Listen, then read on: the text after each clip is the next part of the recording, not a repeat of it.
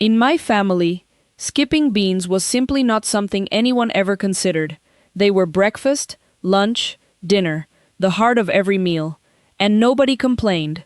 Nobody sat down uncomfortable or left the table in regret. For a long time I thought that was just how it was supposed to be. Then I tried cooking beans the fast modern way, no soaking, straight from the can, and I understood immediately what my grandmother had quietly been protecting us from all along. My name is Rosa. Today I am sharing the method that has kept Mexican stomachs happy for generations. Let us begin. Beans are not a trend in a Mexican kitchen. They are not something we discovered at a health food store or added to our diet because someone on the internet told us they were good for us. They are simply the foundation. My mother made them, her mother made them, and her mother before that. Every single day, a pot of beans on the stove, black beans, pinto beans, flor de mayo, and nobody in the house ever thought twice about eating them. No bloating, no discomfort, no regret. That was just normal. It took me leaving home and cooking beans the modern way to understand that what we had was not luck, it was knowledge. So why do beans cause so much trouble for so many people? Here is what is actually happening. Beans contain large molecules of sugar, oligosaccharides, that your small intestine cannot fully break down. They travel to the large intestine undigested, where bacteria ferment them. That fermentation is not a bad thing. It is actually good for your gut.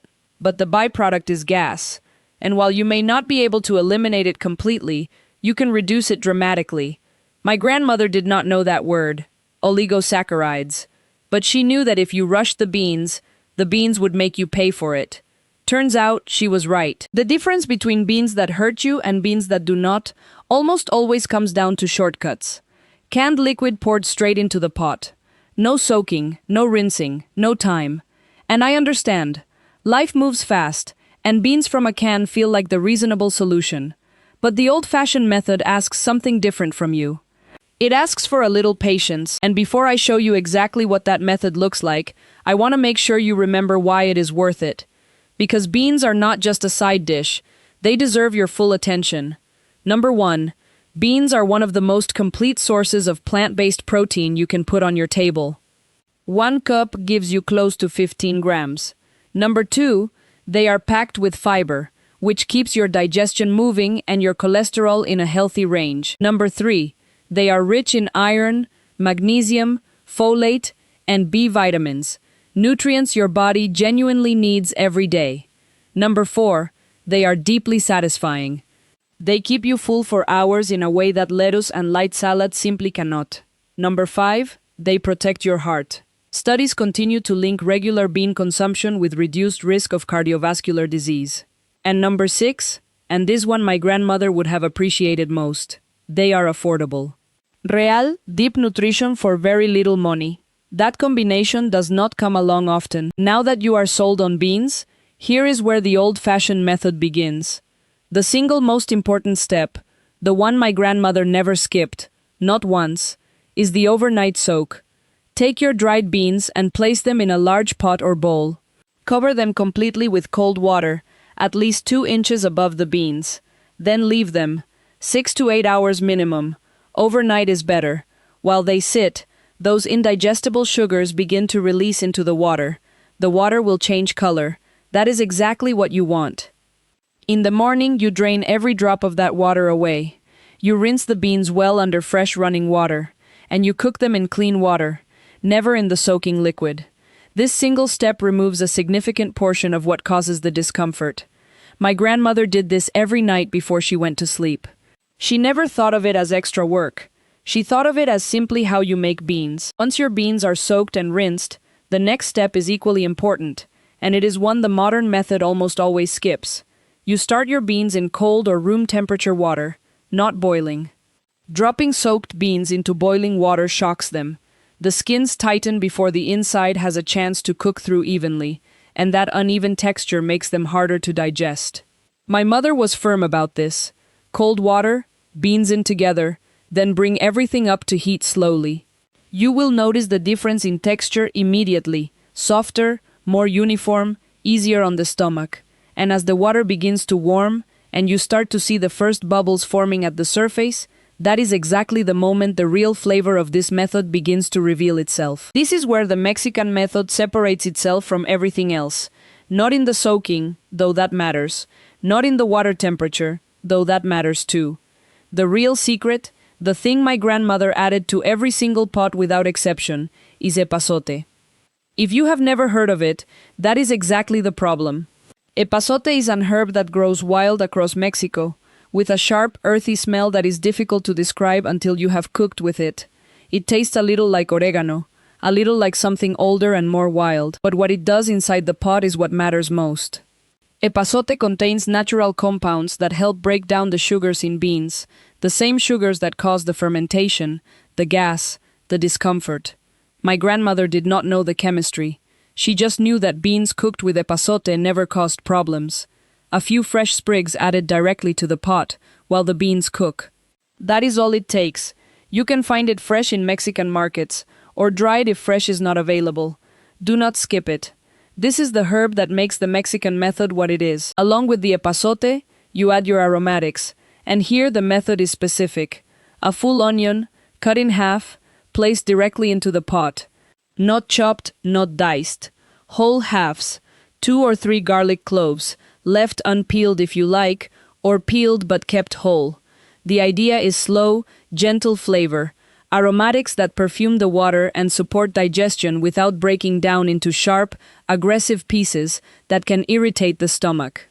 A dried pasilla or ancho chili added to the pot brings a deep, quiet richness to the beans. No real heat, just color and complexity.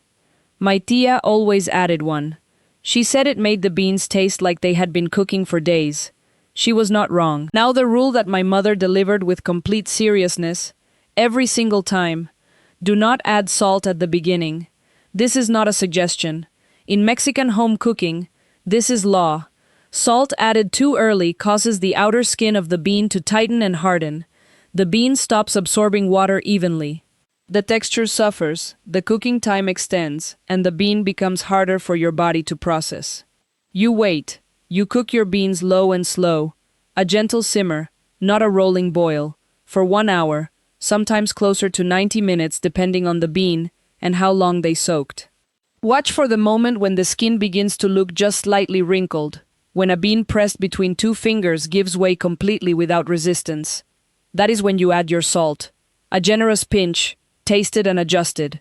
And then, only then, your beans are done. If canned beans are what you have today, the method still applies where it can. Drain them completely and rinse them well under cold running water.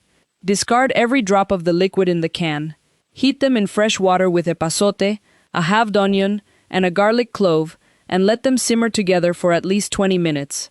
It is not the same as starting from dried, but it is a significant improvement over heating them straight from the can. And if the discomfort has already arrived before you found this video, if you ate beans earlier and your stomach is already making its unhappiness known, reach for manzanilla, chamomile tea, brewed strong, sipped slowly. That is the Mexican home remedy. Not ginger tea, not peppermint, though those help too. In my house, manzanilla was always the answer. Not all beans are equal when it comes to digestion. The easiest on the stomach, cooked the Mexican way, are black beans and pinto beans, frijoles negros and frijoles pintos. These are the ones my grandmother made most often, and for good reason. Mung beans and lentils are also gentle.